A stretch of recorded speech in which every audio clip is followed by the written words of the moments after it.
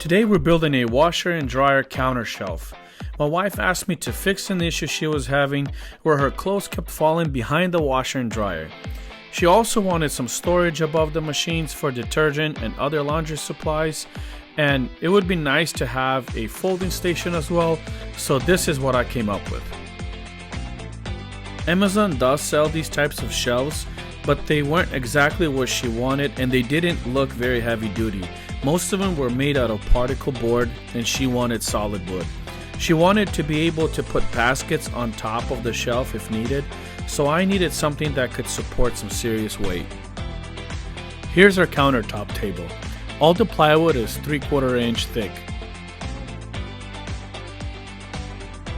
The bottom of our countertop is 60 inches wide and 32 inches deep.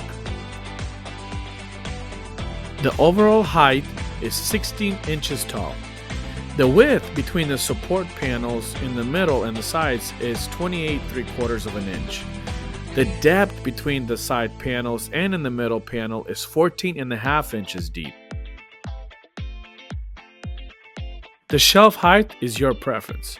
I made my shelf 12 inches deep though. The top shelf from back to front is 16 3/4 of an inch. I went into Lowe's and I bought a piece of plywood without any knots so it would look nice when it's finished. First things first, you have to cut all your pieces. I use a table saw for this step, but if you don't have a table saw, you can easily use a regular skill saw, with a good blade of course so it doesn't chip the plywood.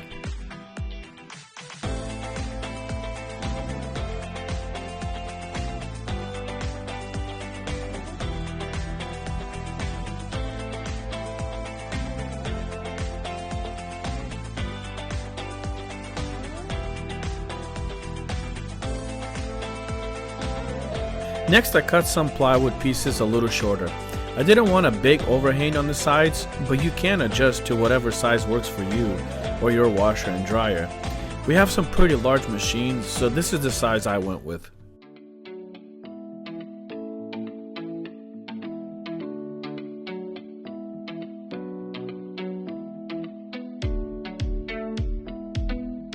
I also wanted to round off the corners on the countertop so it didn't have the sharp edges.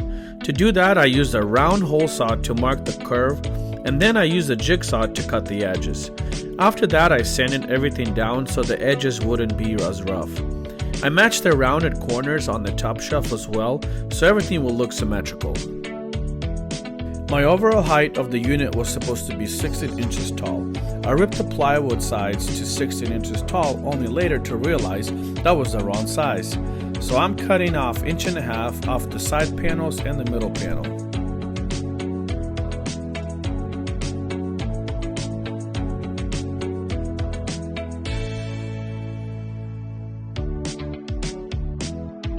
I also added a middle plywood support to help carry the load, and the seam on the back panel actually got covered up by the middle support, which worked out perfectly.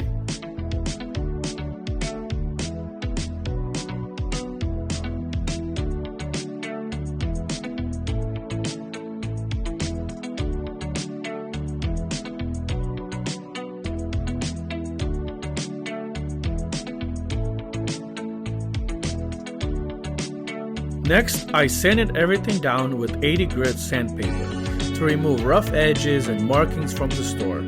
I always say the longest part of any build is sanding.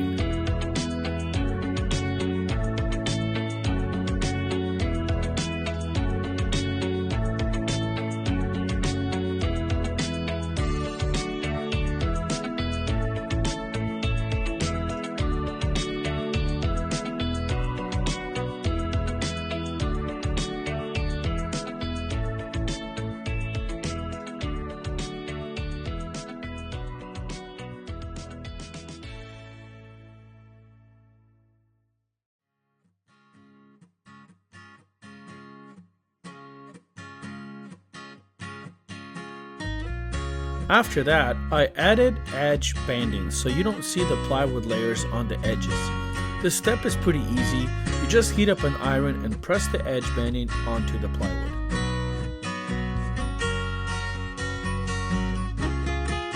Then I sanded everything again using 120 grit sandpaper to get it ready for stain. All the edges and surfaces need to be nice and smooth before staining. Don't rush, take time on this step.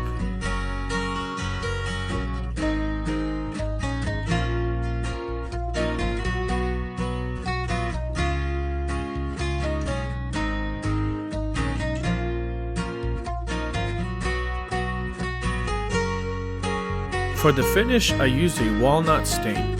I applied it with a staining sponge and wiped it off with rags. The more you wipe it, the lighter the stain will turn out. So just choose what color you want.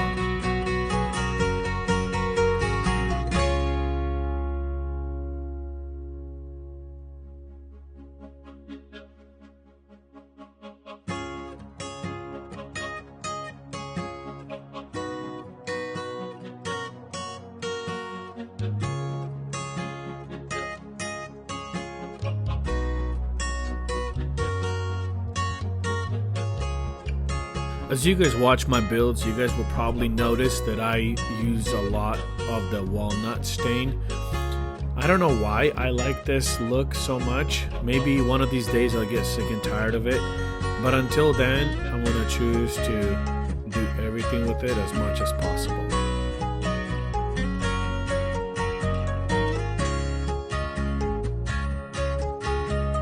Write in the comments what is your preferable stain to use. I personally like the walnut stain, and the reason why I think is it brings the natural look of the wood. Let me know in the comments what do you guys prefer, and what do you guys want to see more in my builds.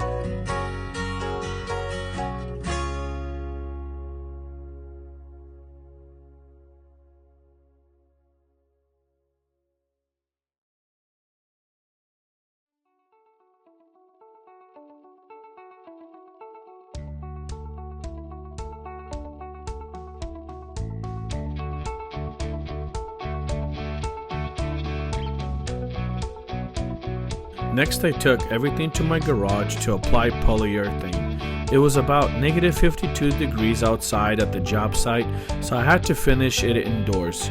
I do apologize for the bad lighting in this part of the video. I didn't realize how dark it was until I was finished.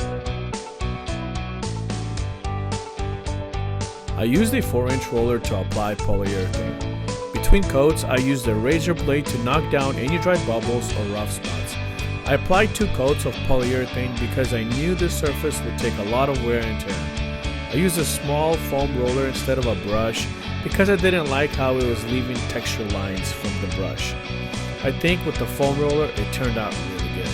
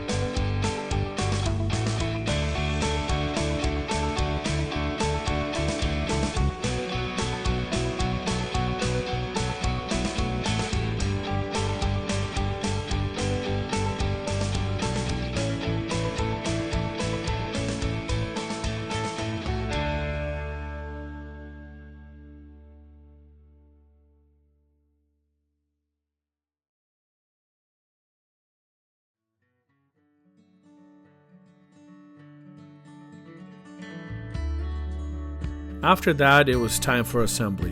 The step was pretty simple. I attached the middle supports, back panel, top, and sides.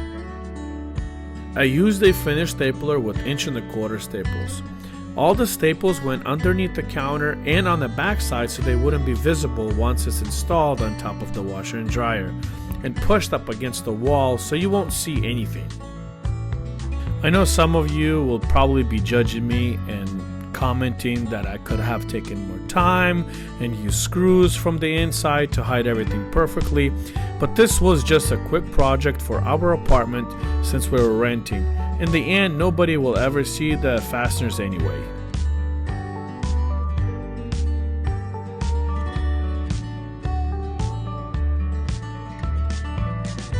Next, I added a shelf inside the cabinet section. I used a 12-inch shelf and installed it using cabinet knobs for blows. I pre-drilled the holes right in the middle and installed the knobs so the shelf can sit on them.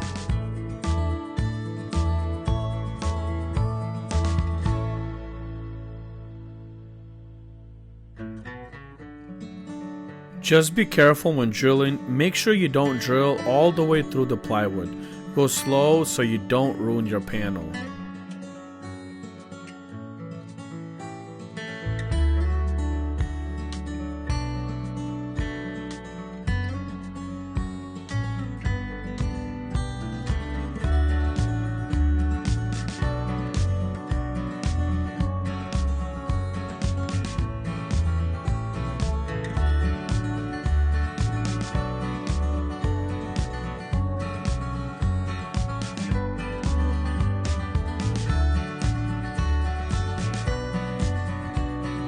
As you can see, the back isn't the prettiest. If I was building this for a customer, I probably would have used a router to cut grooves or cut 45 joints.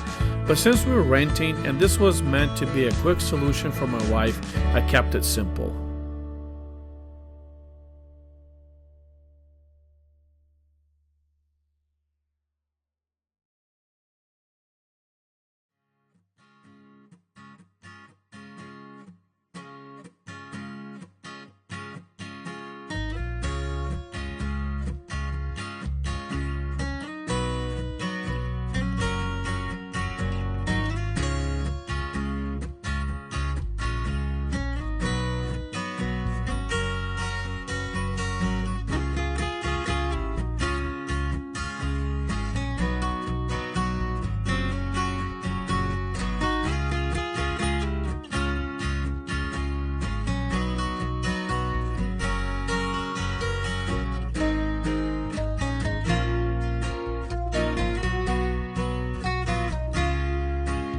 Before this build, we had about a 4-inch gap behind the washer and dryer, and clothes and trash were always falling back there.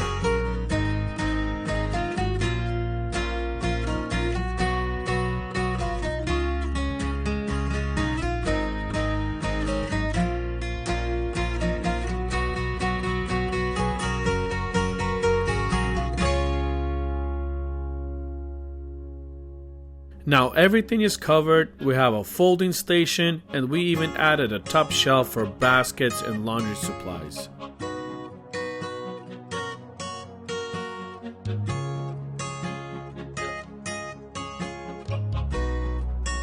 Honestly, it turned out really good. I like the slightly rustic look, and walnut colors look beautiful. Now the laundry area stays organized, and we finally have plenty of storage for all the laundry needs, and my wife has a countertop to fold clothes. And as people say, happy wife, happy life. Thanks for watching.